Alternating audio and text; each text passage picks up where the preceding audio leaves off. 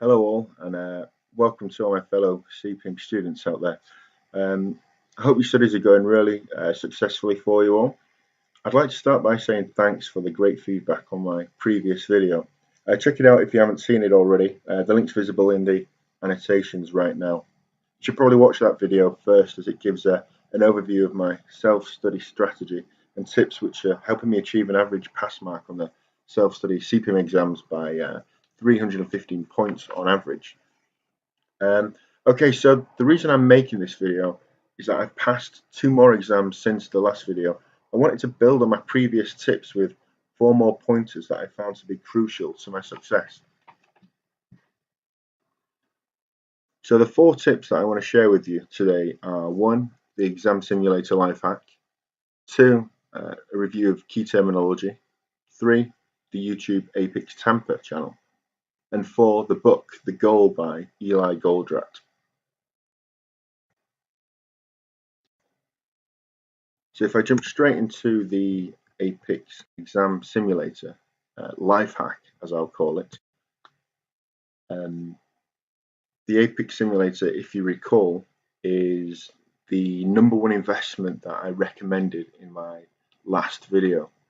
It really has helped me be confident to take the Apex CPIM tests. I'm confident I know what kind of material is going to come up, what topics are going to be covered, and the structure of the exam.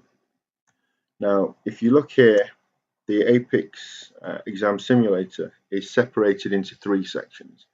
There's the self-paced practice exam, which is 50 or so questions. And as you answer the questions, Apex will indicate whether you've got the answer correct or incorrect. The timed practice exam is very similar, except they add a bit of a time constraint to proceedings. But the final exam simulator, well, I found that to be a bit of a different beast altogether. And I know you guys have too, because I've read a bit of feedback on forums around the internet. I find the questions a little bit more tricky in the final exam simulator, and it's quite frustrating that Apex don't at any point, whether during the exam or at the end of the exam, give you an indication of which questions you got incorrect or correct. So if you're anything like me, you'd find that very frustrating. So what I did initially was, and this is really slow and painstaking, I would click on the exam simulator, find a question that I wasn't sure if I knew the answer to or not, and then answer the question, press next 75 times, yeah, it sounds crazy, submit the exam, and then see if I've passed, if I got one question correct or not. Crazy, right? And it was taking me forever. But what I found was, actually, and I hope Apex are fine with me sharing this little tip, by the way, I found that if you find a question, for example this one, a company should use which of the following techniques to maintain control of the process, and you're not sure if you know the answer or not, you can, let's see here, choose your answer and then click next. And as you can see, there was no green tick or red cross. Now, if you press tab and enter at the same time, then you don't have to press next 75 times. It will jump you straight to the final exam review, where you can submit your exam. Submit your exam, and the results are I got 1 question out of 75 correct. So actually now I'm confident that I know the answer to that question. If it had said I'd have got 0% correct, I would go back to the final exam simulator, press tab and enter again, find the question on the exam review, click into it, and choose a different answer, and repeat the process. I found that to save me a lot of time, and I hope you guys find that useful too. Okay, so that's the exam simulator life hack. Next, I want to talk about the key terminology again. As you'll remember, I did mention the key terminology as part of my revision process in the last video, but I'm not sure I gave it the correct emphasis. So what the key terminology is a section in the self-study guide that lists, as the title suggests, a lot of key phrases and words that are probably going to come up in your exam.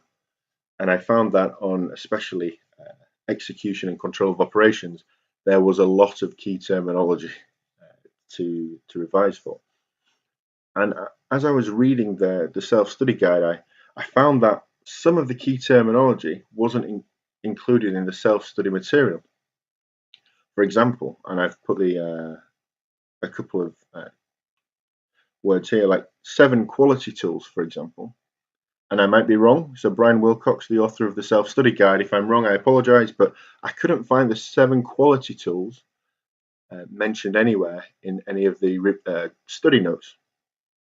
But it was in the key terminology. So what I would do is open up Google, search for 7 quality tools, and make sure I've got an understanding of what the 7 quality tools are and how we can apply that in supply chain management. I would make sure that every single word or phrase or terminology that's in the key terminology, I've got an understanding of. Another example that came up in my last exam was Hoshin planning. Now, there is a small section of Hoshin planning in the ECO study notes, but I didn't feel that I fully understood the concept and how to apply it myself. So I Googled it, and I'm glad I did, because there were 3 questions on Hoshin planning in the last exam. So make sure you read and understand the key terminology. Okay, 3, the YouTube channel Apex Tamper. Now, if you're anything like me, your studying can become interrupted. What I will do is I'll read for maybe a day or 2 solid, but then because of time constraints and life constraints, I'll have a couple of days or a week or 2 weeks where I can't read. And when I start reading again, I feel a little bit disjointed. I can't remember where I left off or how the topics that I'm reading about fit into what I read about 2 weeks ago, which can be quite frustrating. So what I found to be really useful is watching the YouTube videos by this Apex Tamper organization, who have done a great job in producing a 1-hour long video for each CPIM exam. And they don't go into a great amount of detail, but what they do is they will go from start to finish and talk about the key concepts in each exam and how they're all interrelated. And it just gives you that overall view of the exam, which I found to be really, really useful. So what I'll do is this particular example, strategic management of resources exam, I watch this before the exam, I'll do my studying, and then I'll watch it after I've done my reading, just to kind of cement all the concepts and how they're all interrelated to each other. So that's the Apex Tamper guys on YouTube. Big shout out to those guys, really useful. And finally, my last tip is to read The Goal by Eli Goldratt. Now, you've probably heard of this. It's an old book written in the 70s or 80s by Eli Goldratt.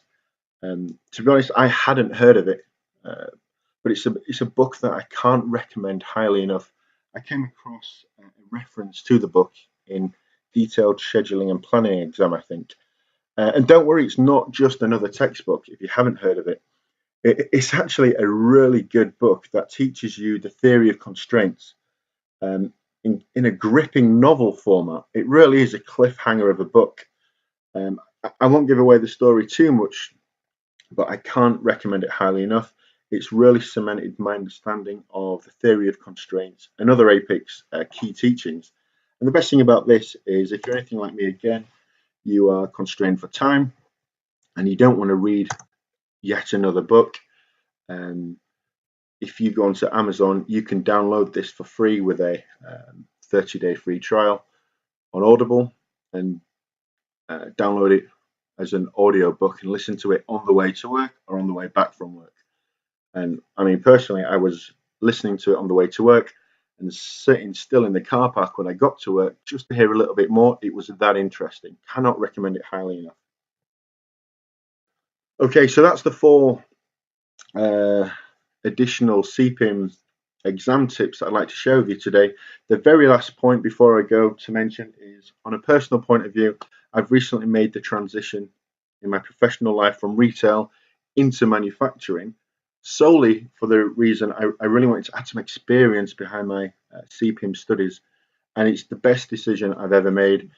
Um, one one example I can share with you recently, one success is I've managed to apply the statistical safety stock formula to um, my inventory management responsibilities and managed to reduce the commodity stock holdings by a full week's stock without affecting service level. And that's worth hundreds of thousands of dollars to the company, and that's solely by applying what I've learned in my APIC studies. Guys, it works. It's exciting when it works. Keep going, and I wish you all the best with your studies. Thanks very much.